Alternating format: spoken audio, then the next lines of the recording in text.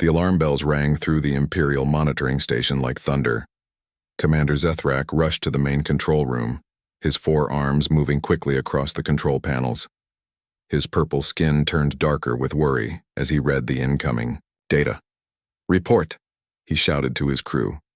"Sir, we have detected an unknown vessel approaching our space," said Lieutenant Vextal.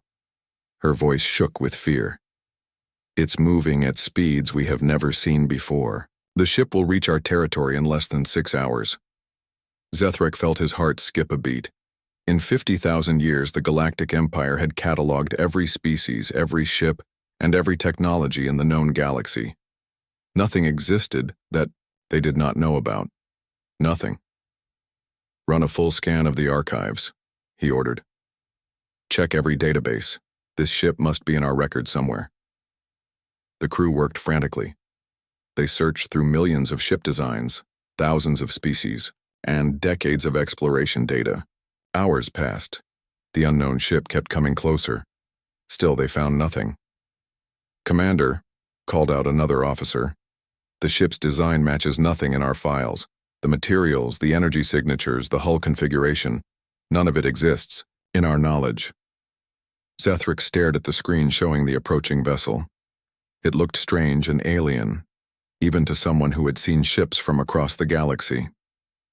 The hull was smooth and white, with blue markings along its sides.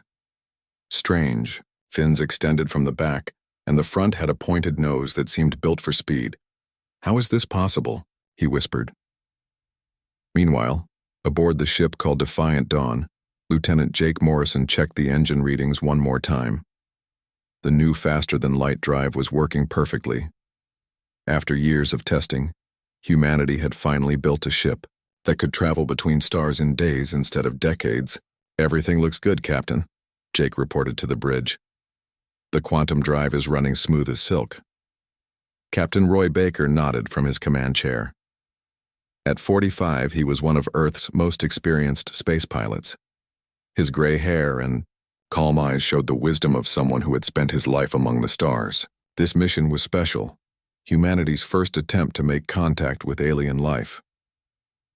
"How much longer until we reach the target system?" Roy asked. Pilot Lisa Grant checked her navigation computer. She was younger than the captain, with short brown hair and quick reflexes that made her perfect for flying. "About 4 hours, sir. We should start seeing their ships soon if they have any." Roy smiled. After a century of wondering if they were alone in the universe, humans had finally detected radio signals from another star system. The signals were clearly artificial, which meant intelligent life existed out there. The Defiant Dawn was Earth's attempt to say hello. "I wonder what they'll be like," said Communications Officer Danny Clark. He was barely 30, excited about being part of humanity's first contact mission. "Do you think they'll be friendly?" "Let's hope so," Roy replied. "We come in peace, after all." Dr. Helen Torres, the ship's scientist, looked up from her research station. "The radio signals we detected suggest a highly advanced civilization. Their technology might be far beyond ours. We should be careful." Security Chief Nick Carter grunted from his position near the weapons controls. He was a big man with muscles built from years of military training. "I still think we should have brought more firepower. You never know what's out there." "Relax, Nick," Roy said. "We're explorers, not conquerors. Our job is to make friends, not enemies." Back at the Imperial Station, Commander Zethrak received an urgent message from the capital world. The High Command wanted to know about the unknown ship. Fear was spreading through the Empire's leadership like a disease. "Sir," said Lieutenant Vextal, "we're receiving orders to mobilize the 7th Fleet. They want Admiral Korthak to intercept the unknown vessel." Zethrak's blood ran cold. The 7th Fleet was one of the Empire's most powerful military forces. It contained over 300 warships, including massive dreadnoughts capable of destroying planets. They only mobilized such forces for the greatest threats. "Tell the Admiral that we still have no information about this ship," Zethrak said. "We don't even know if it's hostile." "Sir, the High Command doesn't care. Any ship not in our archives is considered a potential threat to Imperial security. On the capital world of Nexus Prime, Emperor Malthius himself was being briefed about The situation. The ancient ruler had lived for over 800 years, seeing the empire grow to control most of the galaxy. His scaled skin showed his great age, and his golden eyes held the wisdom of centuries. "You're telling me," the emperor said slowly, "that a ship exists which is not in our records?" "Yes, your majesty," replied Grand Admiral Korthak. He was a warrior from the Vorthan species, with gray skin and 6 arms that marked him as a member of the Empire's military elite. "Our best scientists cannot identify the vessel's origin or technology." The emperor leaned back on his throne. In all his years of rule, nothing like this had ever happened. The Empire's power came from knowledge. They knew about every species, every planet, every ship. This knowledge let them control trade, politics, and military actions across the galaxy. "What are your orders, your majesty?" asked the admiral. "Deploy the fleet," the emperor said after a long pause. "But do not attack unless attacked first. We need to learn what we're dealing with." Aboard the Defiant Dawn, the crew was preparing for their historic meeting. Dr. Torres was setting up translation equipment, hoping to communicate with whatever aliens they might find. Danny Clark was preparing humanity's first interstellar greeting message. Jake Morrison was making sure all ship systems were running perfectly. "Captain," Lisa called out, "I'm detecting multiple ships ahead.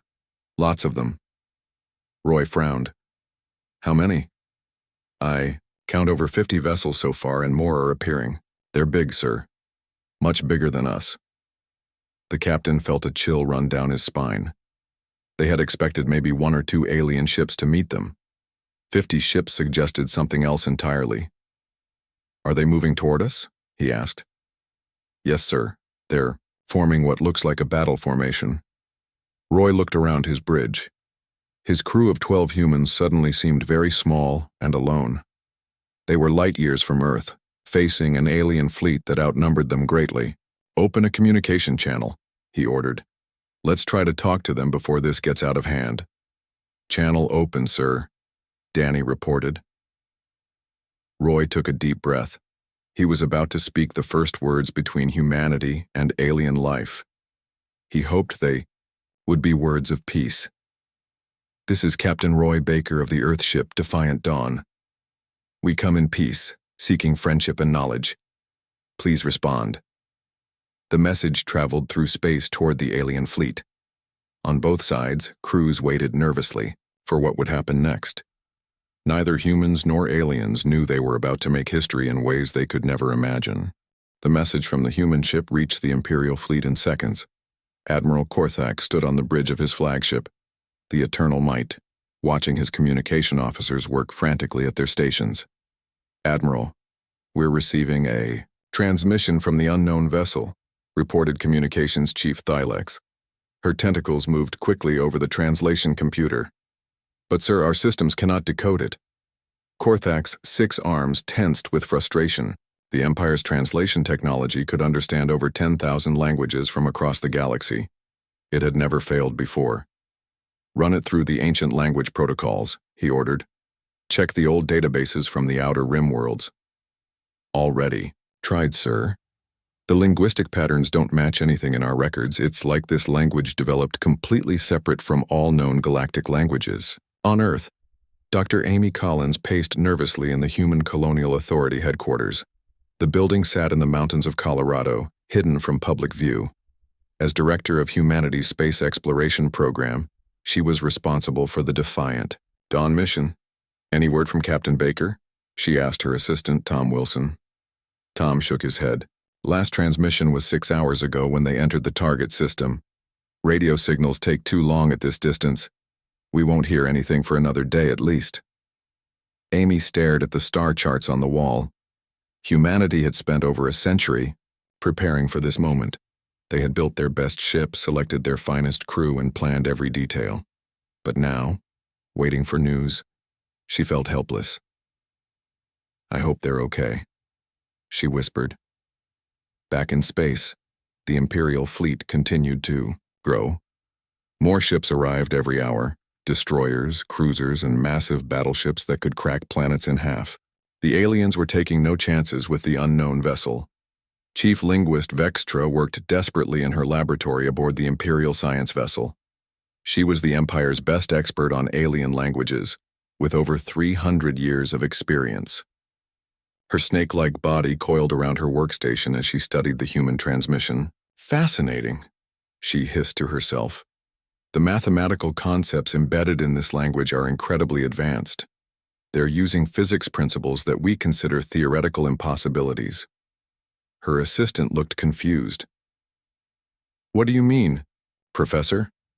The way they structure their communications suggests they understand space-time mathematics at a level beyond our current knowledge.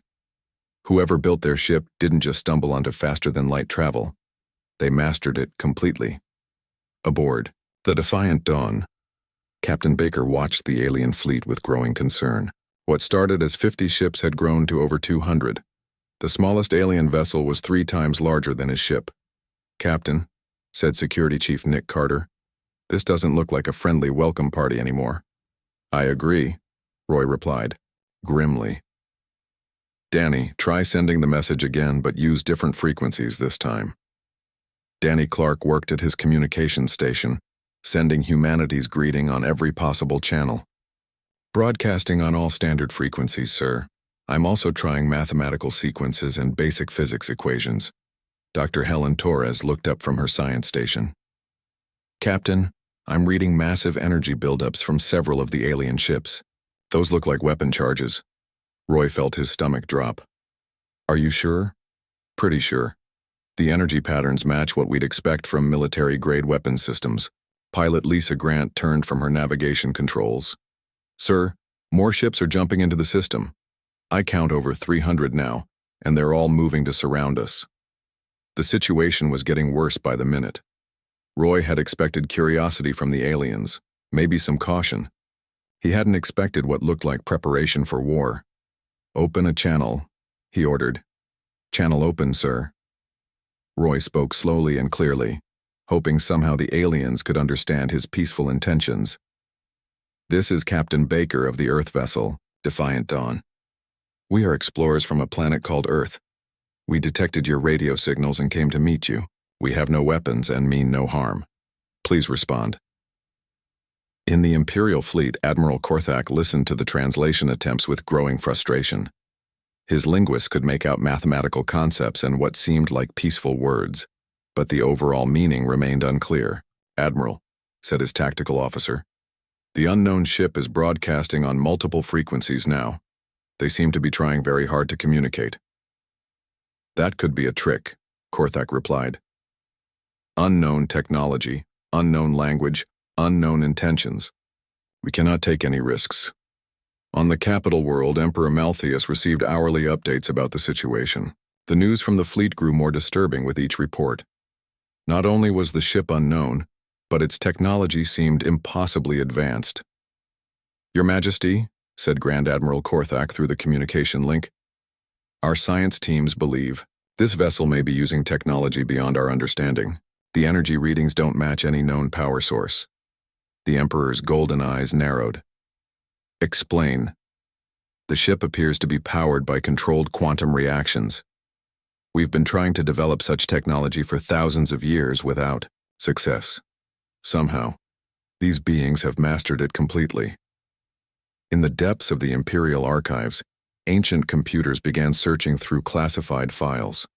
Information that hadn't been accessed for millennia started flowing through the networks. References to old wars, forgotten enemies, and technologies thought lost forever. Engineer Pete Adams was in the Defiant Dawn's engine room, monitoring their quantum drive system. He noticed something strange in the readings. Jake, come look at this, he called to his friend. Jake Morrison joined him at the main display. What is it? Our quantum field is doing something weird. It's like it's resonating with the local space-time structure. I've never seen readings like this.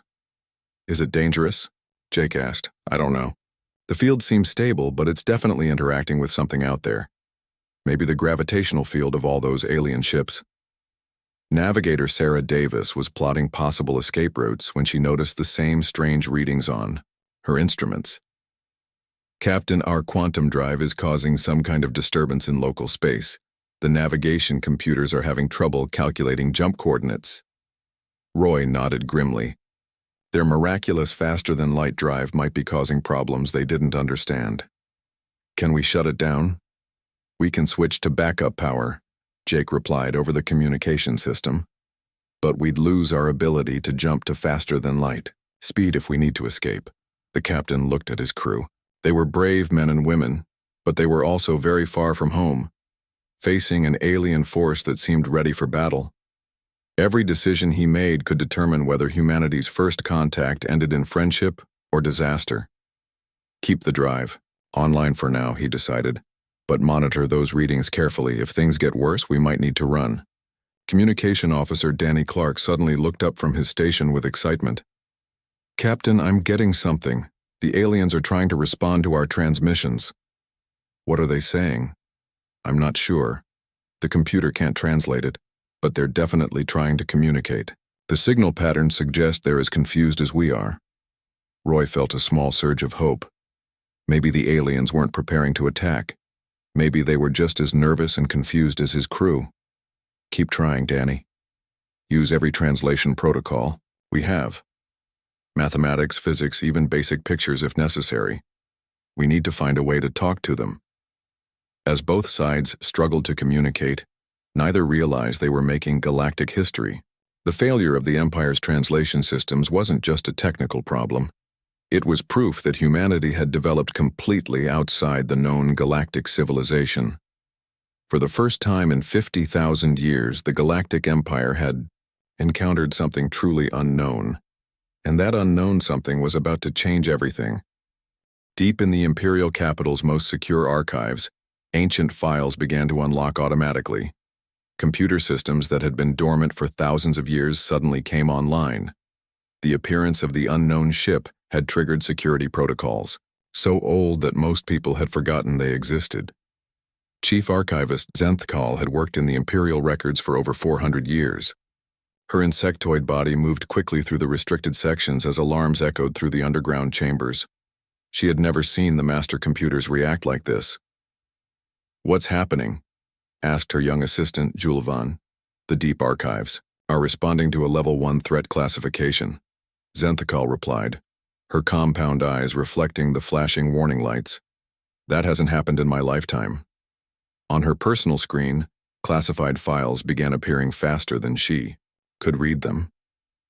Reports from 50,000 years ago, war records, scientific studies on impossible technologies, and most disturbing of all, references to something called the predecessors.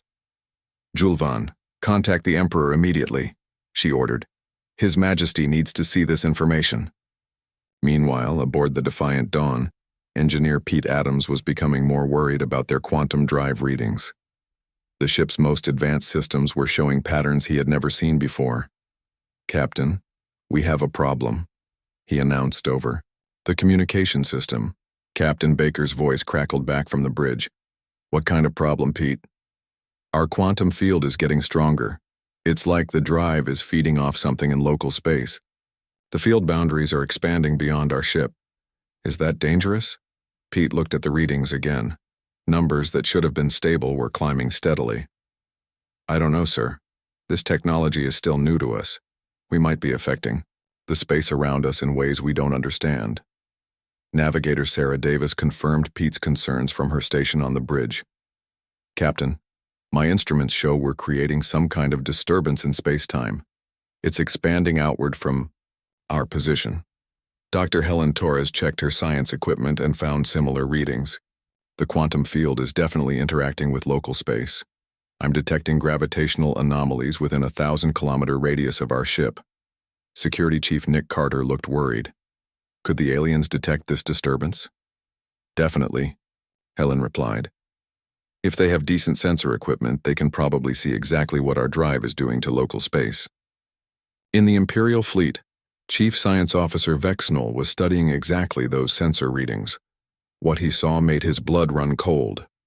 The unknown ship wasn't just using advanced technology, it was using technology that the Empire had declared theoretically impossible.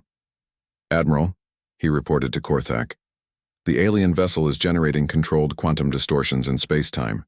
Our scientists have been trying to achieve such control for millennia without success. Admiral Korthik's 6 arms gripped his command chair tightly. How is that possible?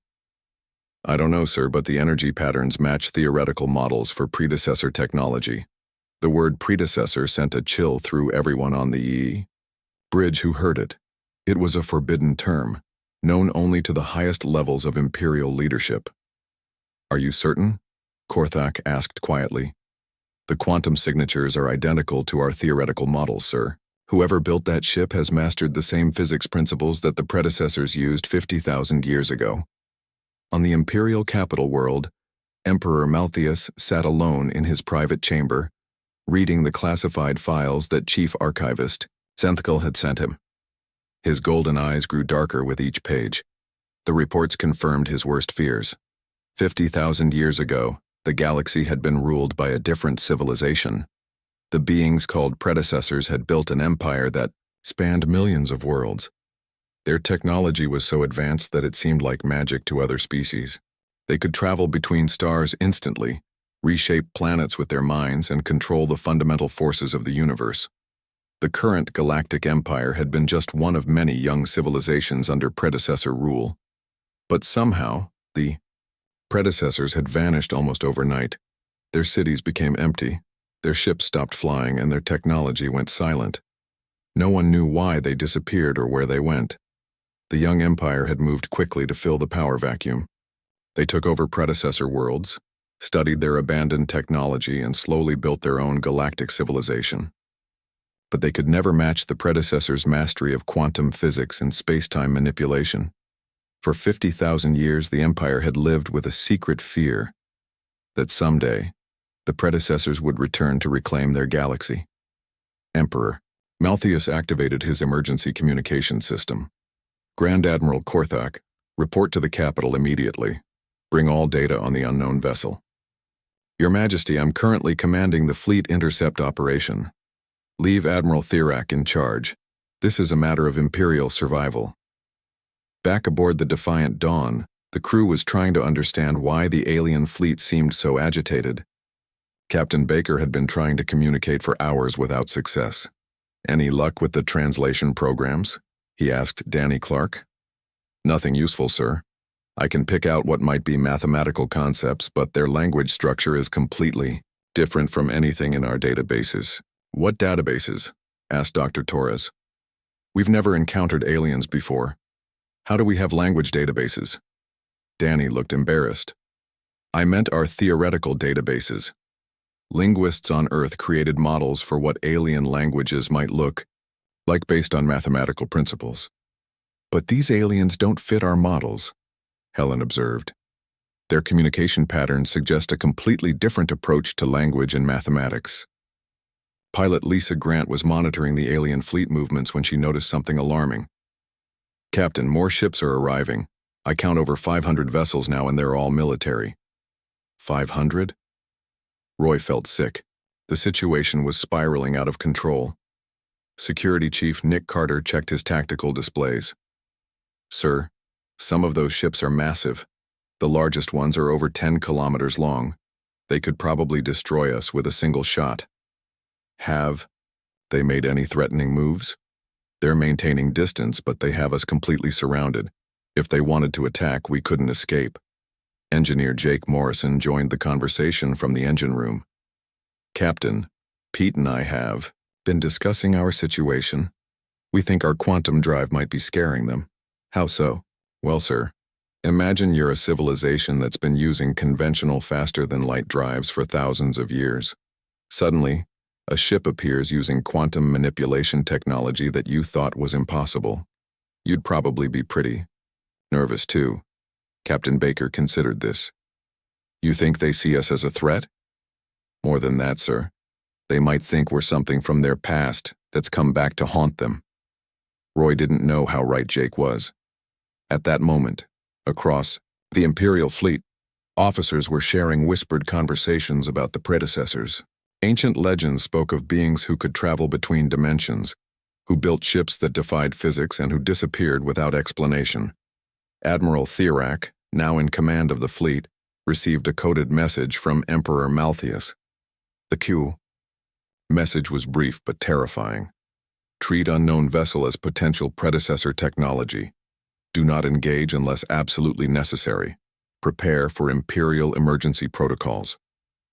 Thyrak had been a military officer for over 300 years, but he had never received an order to prepare Imperial emergency protocols. Those protocols were designed for only one situation: the return of the galaxy's original rulers. He looked at the human ship on his tactical display. It was so small compared to his fleet, yet it represented a threat that could destroy everything the Empire had built over 50 millennia. Communications. Open a secure channel to all fleet commanders, he ordered. Channel open, sir. All vessels, this is Admiral Thyrak. We are now operating under Imperial Emergency Protocol 7. All crews are to prepare for possible encounter with predecessor-level technology. Maintain defensive positions and do not, repeat, do not take aggressive action without my direct orders. Across the fleet, crews who had never heard of Protocol 7 scrambled to understand what it meant. The older officers, those who knew the secret history of the Empire, felt their hearts fill with dread. On the defiant dawn, Captain Baker made a decision that would change galactic history. Danny, prepare a new message. Use basic mathematical sequences, prime numbers, physics constants, anything that might be universal. Yes, sir. And include visual data about our solar system. Show them where we come from. As the human ship prepared to reveal its origins, neither side realized they were about to solve the mystery of the predecessor's disappearance. The answer was simpler and more terrifying than anyone could imagine. The Imperial science vessel Heart of Knowledge worked frantically to analyze every piece of data from the human ship. Chief Science Officer Vexnul had assembled his best team of physicists, mathematicians, and technology experts. What they discovered made them question everything they thought they knew about the universe. The quantum field patterns are identical to predecessor theoretical models, reported Dr. Kethmar, the Empire's leading expert on ancient technology. Her scaled hands moved nervously over the data displays. But there's something different about how they're generating these fields. Different how? Asked Vexnul. The predecessor's technology was incredibly complex. They used massive installations and required enormous amounts of energy to manipulate space-time. But this ship is doing the same thing with what appears to be a much smaller, more efficient system. Another scientist, Dr. Willexton, looked up from his workstation. I've been analyzing their hull materials. The metal alloys are completely unknown to us, but the atomic structure suggests they were created using quantum-level manipulation. That should be impossible, Vexnul muttered. Even the predecessors couldn't manipulate matter at the quantum level with such precision. Aboard the Defiant Dawn, Captain Baker was growing more concerned about the alien fleet's behavior. The number of ships had grown to over 800, and their formation suggested preparation for battle rather than peaceful contact. Captain, said Security Chief Nick Carter, I recommend we prepare for defensive action. Those ships have enough firepower to destroy a small moon. We came here to make friends, not fight a war, Roy replied. But you're right to be concerned. What defensive options do we have? Our shields are based on the same quantum technology as our drive. They should be able to deflect most conventional weapons. But against a fleet this size? Nick shrugged. Grimly. Dr. Helen Torres was studying the alien ships with her scientific instruments. Captain, I'm reading massive energy buildups across their fleet. Multiple ships are charging what appear to be weapon systems. Lieutenant Jake Morrison's voice came from the engine room. Captain, our quantum field is still expanding. Pete thinks it might be interfering with their ship's systems. Interfering how? We're generating distortions in space-time that could affect their navigation and targeting computers. From their perspective, we might look like we're jamming their systems. Deliberately, Roy realized the situation was getting worse. The aliens thought humanity was threatening them, while the humans were just trying to say hello. Misunderstandings like this could lead to disasters. Danny, send another message. Make it as peaceful as possible. Communication Officer Danny Clark worked quickly at his station. Broadcasting on all frequencies, sir. I'm including mathematical proofs that we're not hostile, along with basic information about human biology and our peaceful intentions. The message traveled through space to the Imperial fleet, where translation computers still struggled to decode the alien language. But this time, Chief Linguist Vextra made a breakthrough. "Admiral Thyrak," she called excitedly. "I've partially decoded their latest transmission. They're definitely trying to communicate peaceful intentions." "Are you certain?" "Yes, sir. They're using mathematical concepts to show they mean no harm. And there's something else. They're providing biological data about themselves." "What kind of biological data?" Vextra's snake-like body coiled with excitement. "Sir, according to their transmission, they're carbon-based life forms from a planet with 1 star and 1 moon. They breathe oxygen, require water, and have a very short lifespan, less than 100 years. Admiral Thyrak was confused. That sounds like a fairly primitive species. How could they have such advanced technology? On the Imperial capital world, Emperor Malthius was asking the same question. Grand Admiral Korthak had arrived and was briefing the Emperor on the latest developments. "Your Majesty, our science teams believe the aliens are using technology that surpasses even theoretical predecessor capabilities," Korthak reported. "But their biological profile suggests a young, relatively primitive species." The Emperor's golden eyes narrowed. "Explain this contradiction."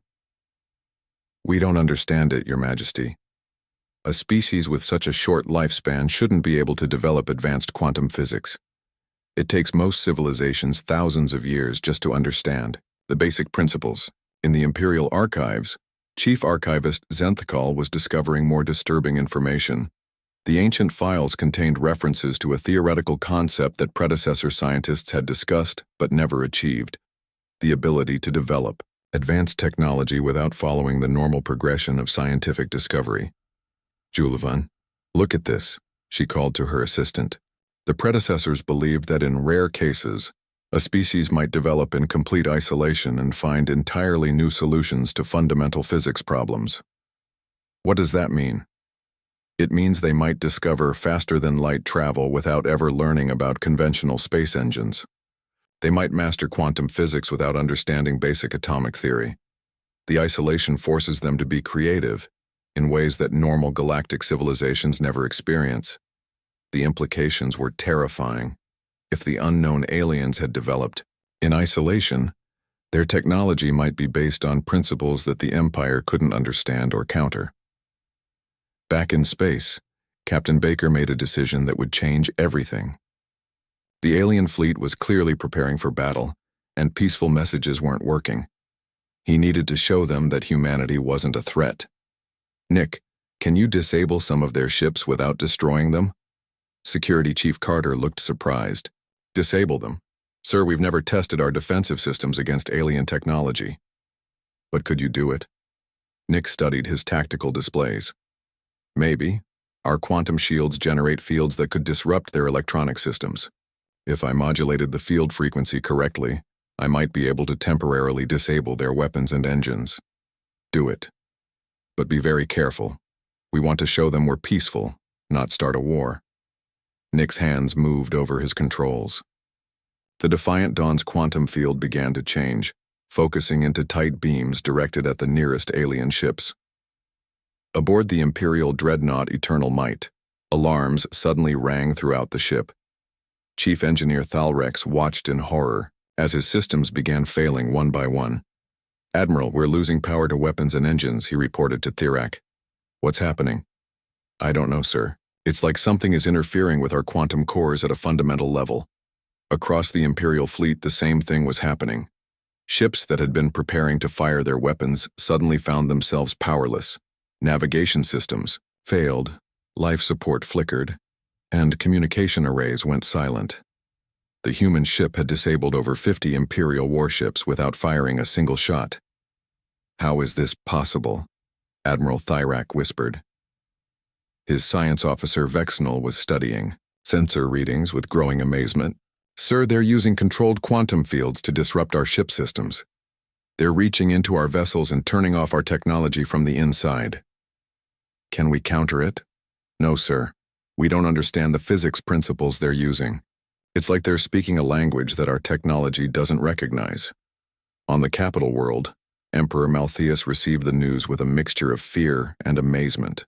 The unknown aliens had demonstrated technological superiority that exceeded even the legendary predecessors. But they had done it in a way that showed restraint and peaceful intentions. "Your Majesty," said Grand Admiral Korthak, "what are your orders? Our fleet is helpless against their technology." The Emperor was quiet for a long moment. In 800 years of rule, he had never faced a situation like this. The Empire's entire power structure was based on technological and military superiority. Now they faced beings who could effortlessly neutralize their most powerful weapons. "Send a message to Admiral Thirak," he finally said.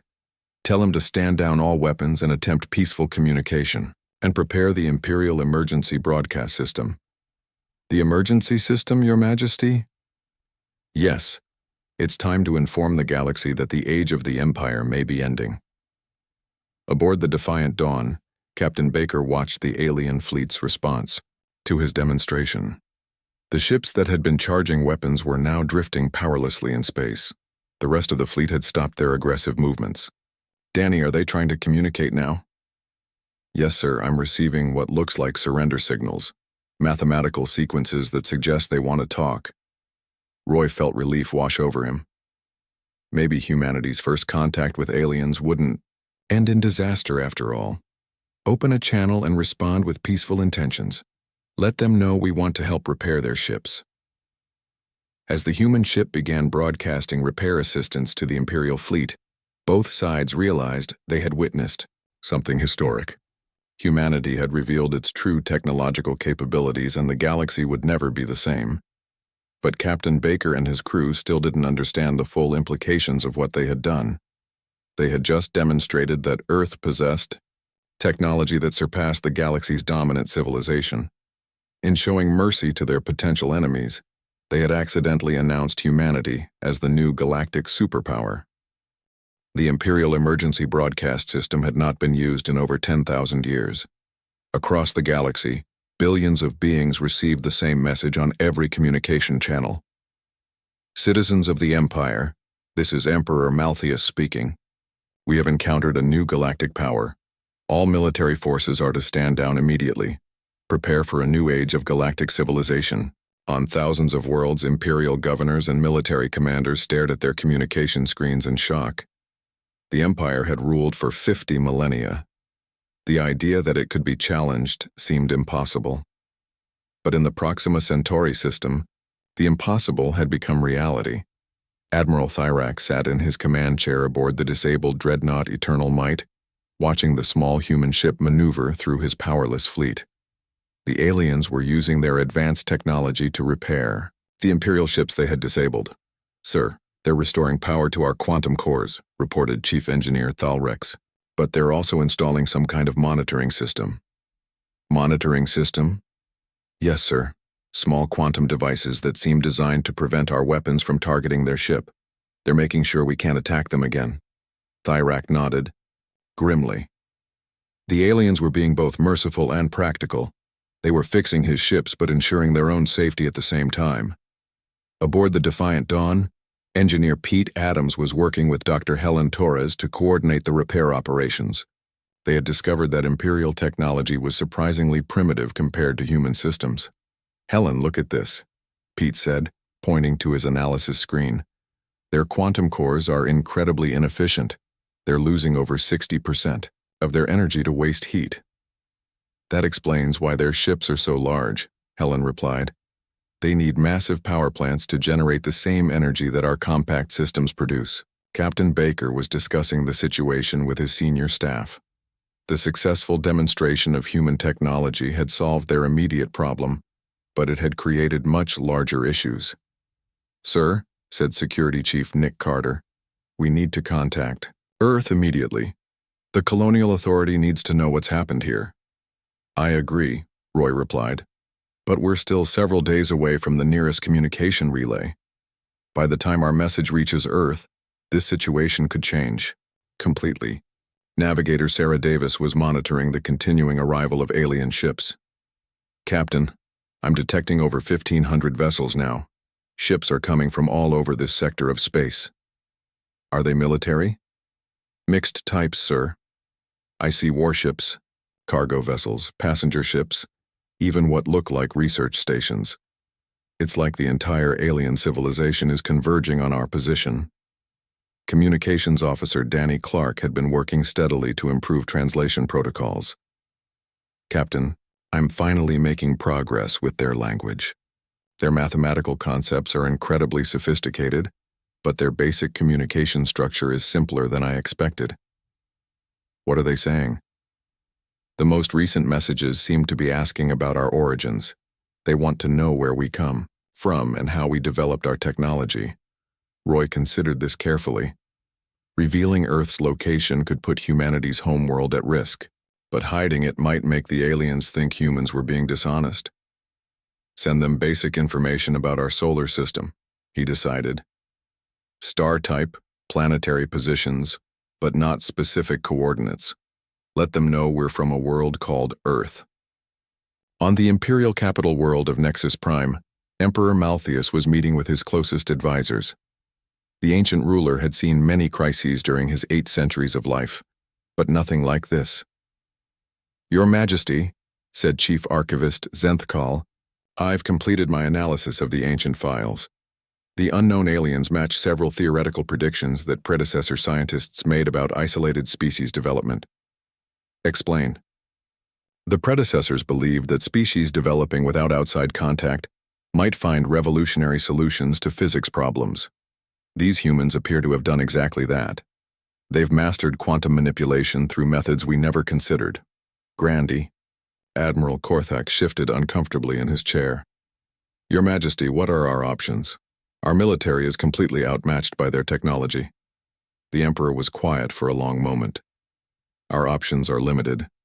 We can attempt to maintain imperial authority and risk a war we cannot win, or we can accept the reality of our situation, which is that after 50,000 years, the Empire has encountered a superior civilization. Meanwhile, on dozens of imperial worlds, local leaders were receiving reports about the encounter with the unknown aliens. The news spread quickly, through unofficial channels, causing panic in some systems and celebration in others. On the mining world of Kepler 7, Governor Hextall called an emergency meeting of the Planetary Council. Citizens, you've all heard the reports. The Empire has encountered beings with technology beyond our understanding. Council member Yithtar raised a tentacle nervously. Governor, what does this mean for our world? It means change is coming, whether we're ready or not. Similar conversations were happening across the galaxy. The Empire's subjects were beginning to realize that their powerful rulers might not be so powerful after all. Back in the Proxima Centauri system, Captain Baker made the decision that would reshape galactic civilization. Chief linguist Vexitra had finally established basic communication with the human ship, and she was translating a message from Emperor Malthius himself. Captain Baker, Danny Clark reported, we're receiving a direct communication from someone called Emperor Malthius. The translation software says he's the ruler of their civilization. What's he saying? He's asking to meet with you personally. He wants to discuss what he calls the future of galactic civilization. Roy felt the weight of responsibility settle on his shoulders. He was just a ship captain from Earth, but somehow he had become humanity's representative to an entire galactic empire. Tell him I agree to meet, but I want guarantees of safe passage and neutral ground for the meeting. Within hours, arrangements were made. Emperor Malthius would travel personally to the fleet's position, and the meeting would take place aboard a neutral Imperial science vessel. Both sides would bring minimal security forces. Dr. Amy Collins, back on Earth, was completely unaware of these developments. Her last communication from the Defiant Dawn had been routine, Captain Baker reporting successful entry into the target system. She had no idea that her mission of peaceful exploration had accidentally announced humanity as the galaxy's new dominant power. Tom, any word from the mission? She asked her assistant. Nothing new, Dr. Collins. But that's normal at this distance. Amy nodded, but she felt uneasy. Space exploration always involved risks, and the crew of the Defiant Dawn was facing the unknown. The meeting between Captain Baker and Emperor Malthus took place 2 days later aboard the Imperial research vessel, Wisdom of Ages. The human captain, accompanied by Dr. Torres and Security Chief Carter, faced the ancient alien ruler and his advisors in a sterile conference room. Emperor Malthus was impressive even by alien standards. His scaled skin showed his great age, and his golden eyes held the wisdom of centuries. When he spoke, his voice carried the authority of someone accustomed to ruling billions of beings. "Captain Baker," he said through the translation system, "your arrival has changed everything. In 50,000 years, the Empire has never encountered technology that surpasses our own." Roy tried to remain diplomatic. "Your Majesty, we came seeking friendship and knowledge exchange. We had no intention of challenging anyone's authority. Perhaps not, but intentions matter less than capabilities. Your ship disabled 50 of our most powerful warships without effort. That demonstration has been broadcast across the galaxy." Dr. Torres spoke up. "We only disabled your ships to show we weren't hostile. We immediately offered to repair the damage." The Emperor nodded. "And that restraint may have prevented a galactic war, but Captain, you must understand the implications of what you've done. The Empire's authority comes from our technological superiority. You've demonstrated that humanity possesses superior technology." "What does that mean for the future?" Roy asked. "It means the galaxy needs new leadership. Species across the Empire are already declaring independence, believing that if the Empire can be challenged, they no longer need to submit to our authority." Security Chief Carter leaned forward. "Are you asking us to help you maintain control?" "No," the Emperor replied. "I'm asking you to accept responsibility for the chaos your arrival has created. The galaxy needs order, and you've proven that humanity has the power to provide it." Captain Baker felt overwhelmed. "Your Majesty, we're explorers, not conquerors. We don't want to rule anyone. Neither did we initially. But power creates responsibility. You can either accept that responsibility willingly, or watch as the galaxy descends into chaos while various species fight for dominance." The meeting continued for hours, with both sides trying to find a solution that wouldn't lead to galactic war or collapse. Finally, they reached an agreement that would change the course of history. Humanity would establish a new galactic organization, the Human Galactic Protectorate. The Empire would maintain local governance of its member worlds, but major decisions would require human approval. Most importantly, humanity would share its advanced technology with peaceful civilizations while preventing it from